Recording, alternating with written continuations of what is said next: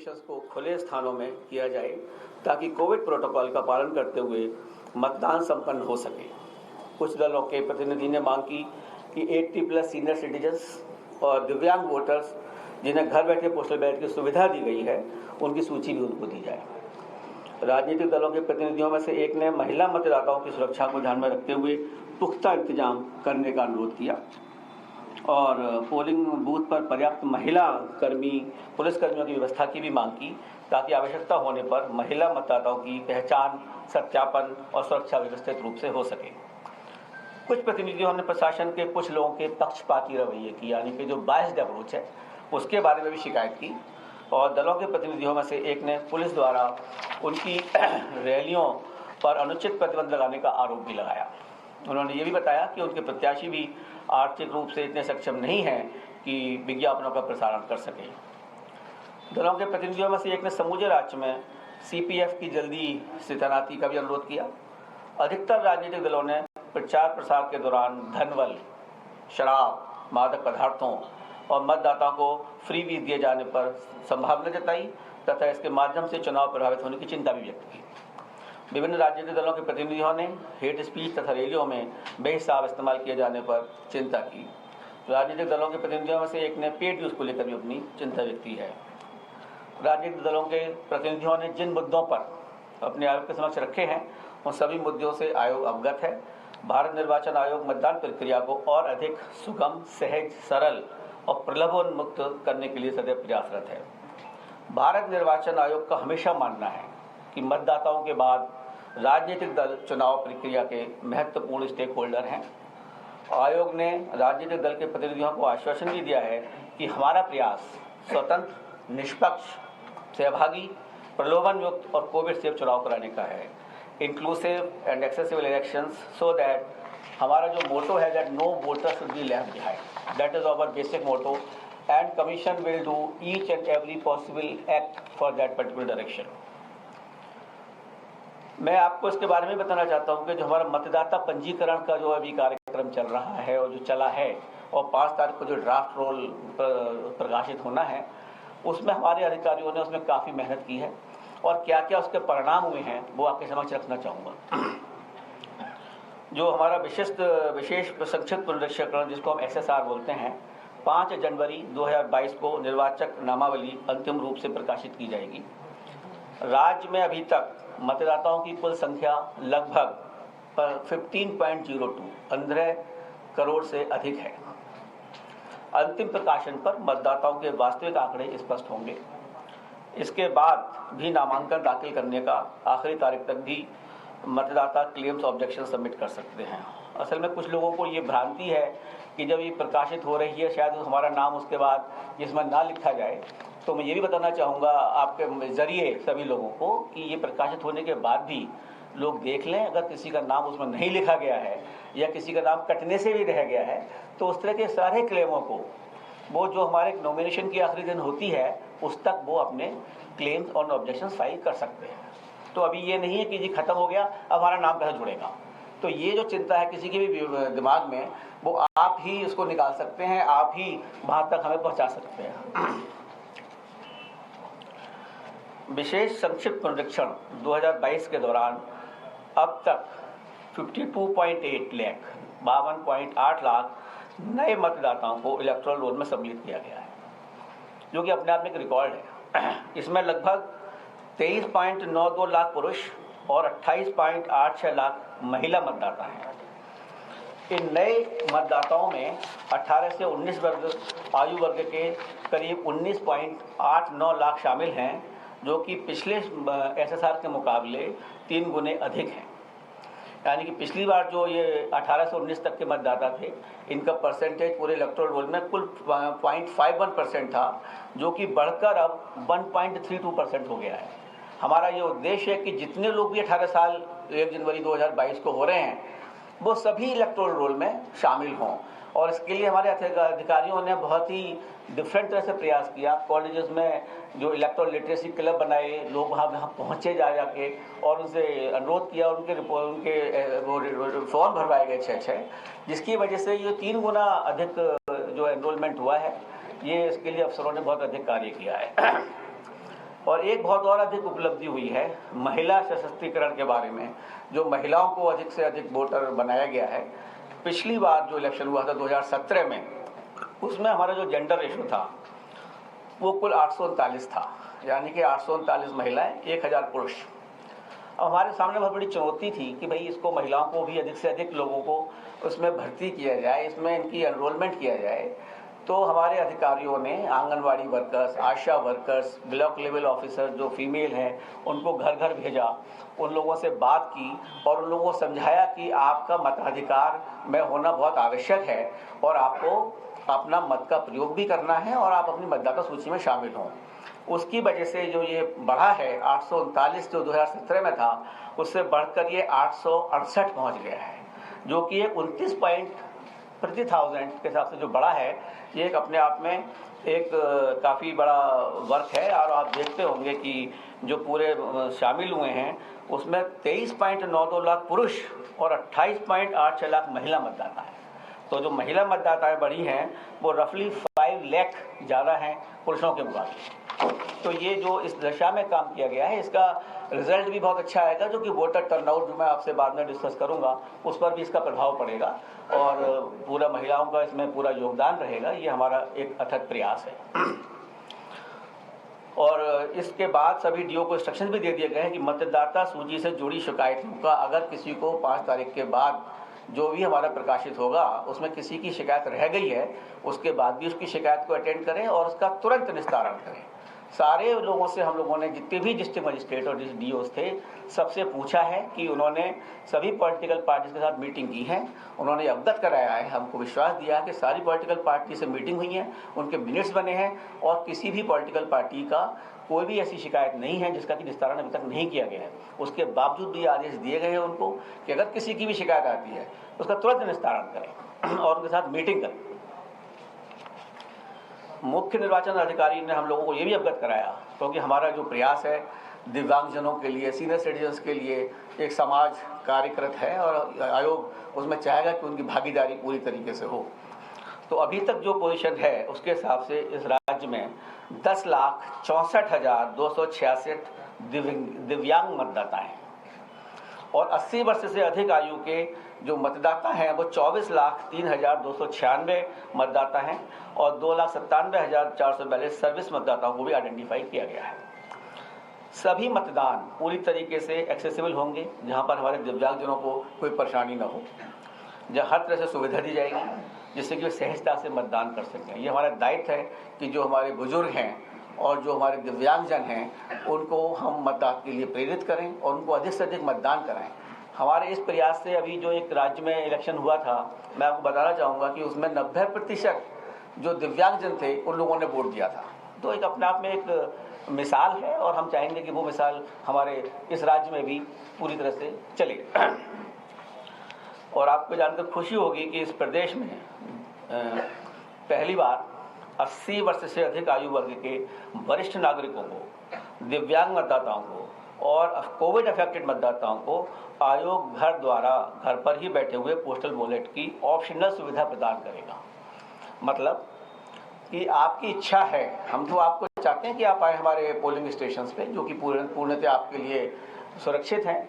उसके बावजूद भी अगर कोई लोग नहीं आना चाहते, जैसे 80+ के आदमी हैं, अगर वो नहीं आना चाहते हैं तो ECI will go to their doorstep. ECI is at the doorstep of these senior citizens, of these divyang persons and these persons who are absolutely COVID affected. We will go to their home. लेकिन इसमें पूर्णतः पारदर्शिता बढ़ती जाएगी। कुछ political parties का थोड़ा सा कंसर्न था। मैं बताना चाहूँगा कि जो लोग भी इस तरह से अपने फॉर्म भरेंगे और जो इसमें आना चाहेंगे कि हम घर से ही वोट देना चाहते हैं, उनका नाम पॉलिटिकल पार्टीज को दिया जाएगा। जो हमारी टीम जाएगी उसकी वीडियोग्राफी होगी, टाइम बताया जाएगा। और ये भी मेंटेन किया जाएगा सीक्रेसी डिस्टर्ब ना हो, because ultimately it has to be secret ballot. So secrecy maintain रहे, लेकिन साथ में पारदर्शिता हो और निष्पक्षता हो। ये एक बहुत बड़ी चीज़ है और चुनौती है जिसको कि हम लोग पूरा करेंगे और सभी लोगों को उसमें हम लोगों का सहयोग देना चाहिए कि अगर हम उनके घर पर जा रहे हैं, पहली बार इस तरह की सुविधा दी जा रही है। हालांकि बहुत से लोगों ने इसको नहीं लिया और उन्होंने कहा चूँकि ये तो एक पर्व है और हम लोग जाना चाहेंगे बूथ पर। तो जो हम लोगों ने बिहार में इस तरह से सबसे पहले शुरू किया था, तो वहाँ पे कुल 3% लोगों ने कहा कि हम आपको घर बैठे बैठे हम इलेक्शन करेंगे, बाकी लोग तो सब बूथ पर ही आए थे। तो इस तरह से यहाँ पर भी हम जो है चाहेंगे जो लोग फॉर्म भरेंगे उसकी विधिवत सूचना दी जाएगी पॉलिटिकल पार्टीज को, और उनको पूरी तरीके से, जो मेरा एक सुझाव है हमेशा कि DCI is at your ECI is at your door step. तो ये इसके द्वारा हम चाहेंगे कि मतदान इसी तरीके से हो और उन लोगों को हम मतदान में भागीदारी बना सकें। अब मैं आपको मतदान केंद्र और मतदाताओं की सुविधा के बारे में बताना चाहूँगा। कोविड को ध्यान में रखते हुए पहले जो हमारे बूथ थे वो 1500 लोगों के ऊपर एक बूथ बनाया जाता था। हमने इसको घटाकर 1250 कर दिया है, और इसलिए ऑन एन एवरेज 860 लोग एक बूथ के ऊपर बनाए गए हैं। इससे हमारी जो पोलिंग बूथ की संख्या है वो 11,000 बढ़ चुकी है ऑलरेडी। तो इसके कंसिक्वेंस में जितना स्टाफ वगैरह लगाना होता है वो भी बढ़ गया है, जिनके लिए ज़्यादा लोग लगाए जाएंगे। तो अब हमारे बूथ जो हो गए हैं वो 1,74,351 मतदान स्थल हैं, और इस तरह के बूथ हमारे जो बढ़ाए गए हैं वो 11,000 हैं। सभी DOs को हम लोगों ने निर्देश दिए हैं कि जहाँ पर भी पोलिंग स्टेशंस किसी भी लोकेशंस पे अगर 5 पोलिंग बूथ हैं तो वो खुद जाकर उसकी समीक्षा करें, खुद जाकर देखें कि वहाँ पर पूरी तरीके से सब भीड़ को मैनेज करने की व्यवस्था है या नहीं है, एग्जिट और एंट्री पॉइंट प्रॉपर है या नहीं है, बैठने की व्यवस्था प्रॉपर है या नहीं है। तो इस तरह से वो स्वयं खुद जाकर देखें। कहीं कहीं जहाँ पर हैं 10-10 पोलिंग स्टेशंस भी हैं एक पर्टिकुलर लोकेशंस पे, जहाँ बहुत बड़े बड़े ग्राउंड्स हैं, बहुत बड़े बड़े कॉलेजेस हैं, but we have seen these officers will go themselves, verify that proper arrangements are made. और ये हमारा चुनाव आयोग बिल्कुल इसके लिए प्रयासरत है कि सभी पोलिंग बूथ्स पर assured minimum facilities will be provided, meaning there by that सभी पोलिंग बूथ्स पर पानी की व्यवस्था, शौचालय की व्यवस्था, बैठने की व्यवस्था, बिजली आपके लिए और दिव्यांगजनों के लिए एक जेंटल रैंप की व्यवस्था, हर जगह जो हमारे पोलिंग बूथ होंगे रैंप की व्यवस्था की जाएगी, जिससे कि व्हील चेयर की व्यवस्था की जाएगी और वॉलंटियर्स की व्यवस्था की जाएगी, और उनको पिक एंड ड्रॉप की फैसिलिटी भी फ्री में दी जाएगी।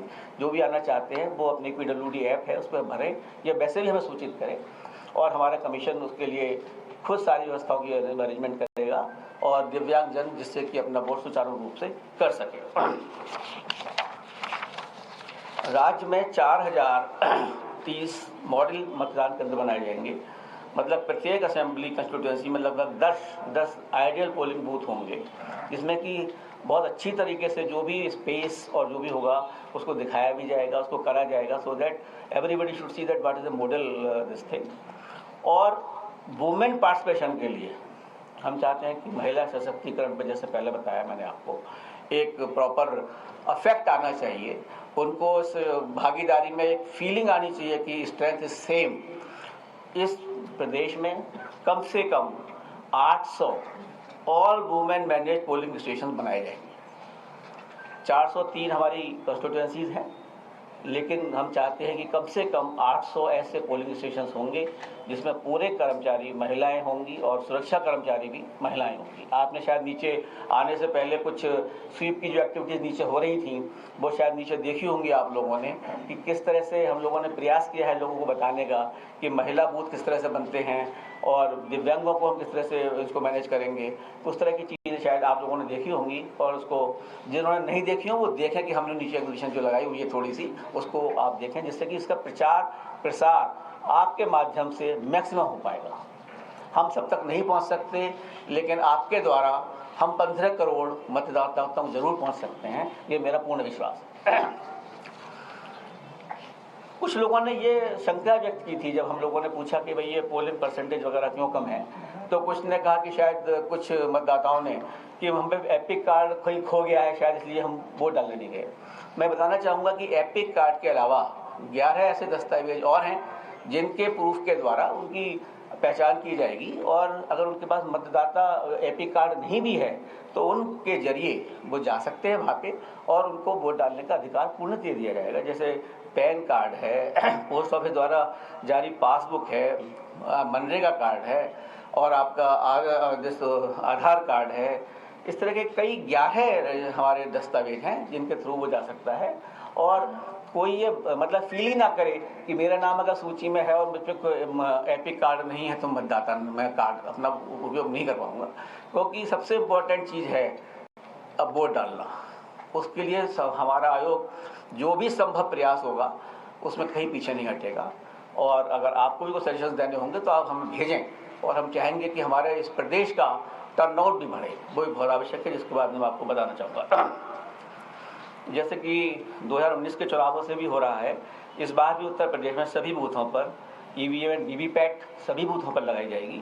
और ऑनरेबल सुप्रीम कोर्ट के आदेशानुसार हर असेंबली कंस्टिट्यूंसी में कम से कम 5 पोलिंग स्टेशन की वीवीपैट स्लिप्स को ईवीएम काउंट से मैच किया जाएगा।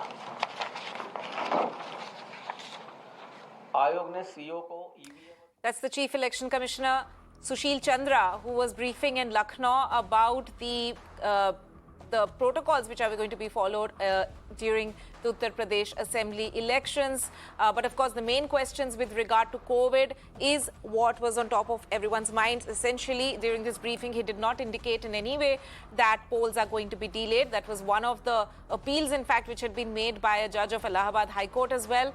And several other people had also raised concerns of holding elections amid pandemic. But he also stressed on the fact that proper COVID protocol will be followed, and also said that the EC will ensure that no voter is left behind. उनको जो भी concerns थे political parties के कि भाई you cannot be biased, that message has gone very deep to the persons. They will have to be with a uniform pattern of behavior to all parties. They cannot be biased for as far as the elections are concerned, so that every political party will have to be given a level playing field. Nobody can favor the one party at the cost of any other party. और इसके अंतर्गत जो हमारे commission के आदेश होते हैं कि जो भी अधिकारी 3 साल से ऊपर किसी भी इलेक्शन प्रोसेस में जो लोग लगे हुए हैं और वो 3 साल से अधिक किसी जगह पोस्टेड हैं, उनका ट्रांसफ़र किया जाएगा। और उस तरह का सर्टिफिकेट चीफ सेक्रेटरी और डीजी पुलिस दोनों आयोग को 31 तारीख के दिसंबर के बाद भेजेंगे। मैं ये बताना चाहता हूँ, जो आज सुबह की समीक्षा हुई है उसमें 5000 से अधिक पुलिसकर्मियों का ऑलरेडी ट्रांसफ़र हो चुका है, और जो थोड़े बहुत रह गए हैं वो कर दिए जाएंगे। और 1 जनवरी को उन दोनों ने आश्वासित किया है कि सर्टिफिकेट हम लोगों को दिया जाएगा। इसमें 3440 sub inspector, 1440 SHO, 14 IPS officers and 39 PPS officers have already been transferred who were there for last 3 years, so that there cannot be any effect of being there for more than a 3 years period. And this particular direction will have to be fulfilled, and they have assured us that the certificates will be given on the 1st of January itself. आयोग ने सभी under this कानून व्यवस्था के प्रबंधन में vulnerable तथा sensitive constituency को, क्रिटिकल कंस्टिट्यूएंसी को ऑब्जेक्टिव क्राइटेरिया पर निर्धारित करने के निर्देश दिए हैं, जिससे कि किसी तरह की भी सब्जेक्टिविटी ना आने पाए। और जो रियली वल्नरेबल हेलमेट्स हैं वहाँ के लोगों को कम से कम किसी तरह से कोई वोट डालने को रोक ना पाए, और पूरा उनका कॉन्फिडेंस बिल्डिंग मेजर्स किए जाएंगे, जिससे किसी तरह की उनको अव्यवस्था ना हो, हर आदमी सुचारू रूप से वोट डाल सके। और जहाँ क्रिटिकल हमारे पोलिंग स्टेशंस के और आसपास के एरियाज हैं उनको भी पूरी निगरानी रखी जाएगी, और उसको कंप्लीटली पुलिस देखेगी कि किस तरह की भी अराजकता ना फैल पाए।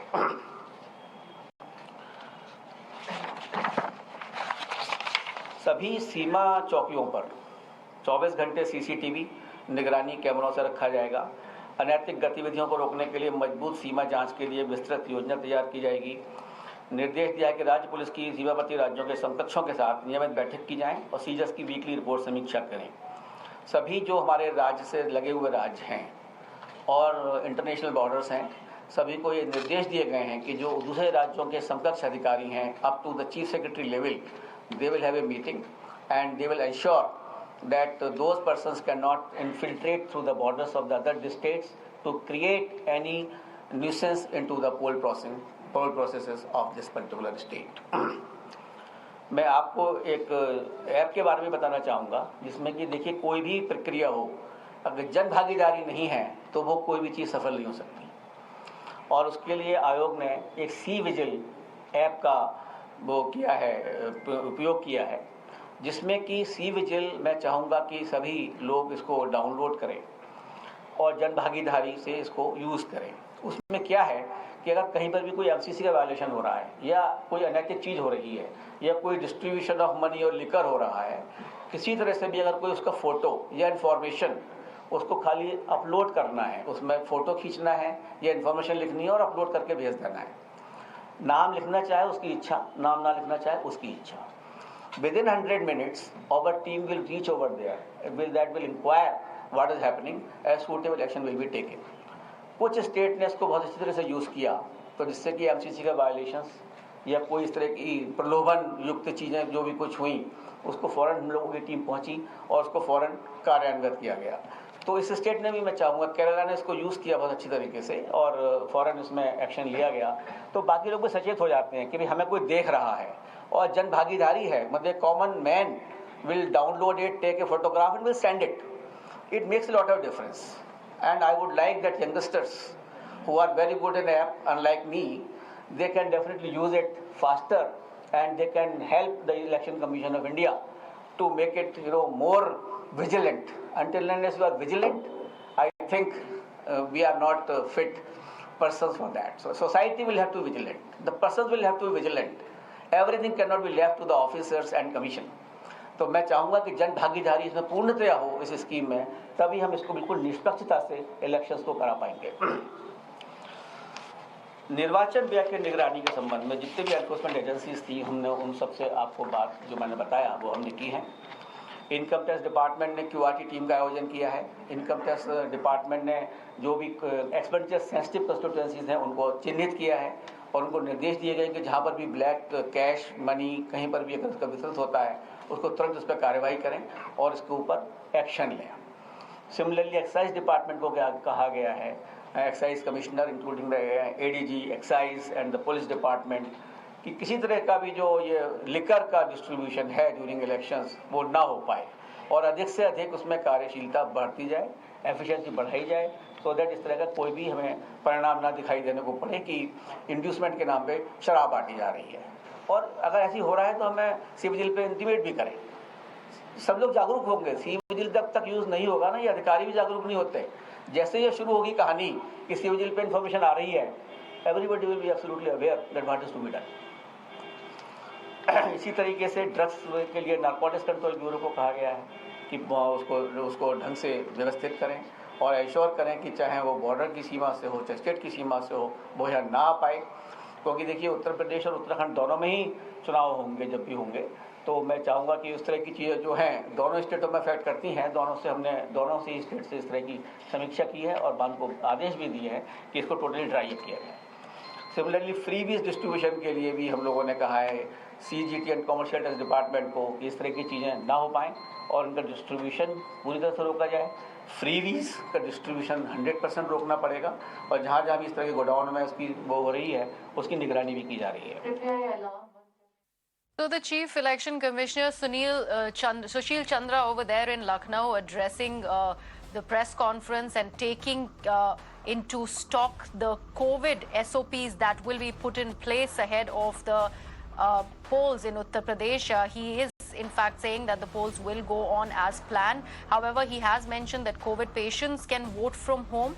He also says that 11,000 more polling booths have been added and there will be a reduced number of voter turnout per polling booth so that social distancing and COVID protocol is maintained. So elections to happen as per schedule is what the Chief Election Commissioner Sushil Chandra has gone ahead and said.